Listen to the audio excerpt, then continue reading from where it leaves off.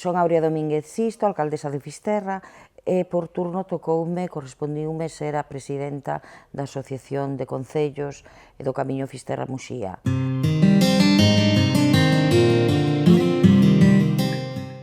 Este é o segundo foro que a asociación fai, o primeiro foi o ano pasado, eu era xa presidenta. Gustounos moito, a experiencia foi moi enriquecedora, e vemos que efectivamente o que buscábamos o estamos conseguindo.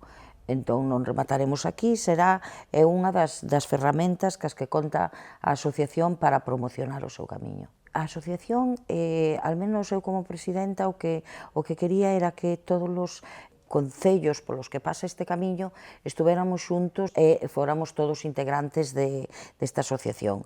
Este ano conseguímolo, a última incorporación foi o Concello de Muxía, e todos vamos da man, nos entendemos moi ben, estamos moi unidos, e buscamos o mesmo, buscamos promocionar un camiño sostenible no que impere o respeto hacia a natureza, hacia o camiño, hacia os veciños, e para min o veciño é o primeiro, é o primordial, que se sinta anfitrión deste camiño.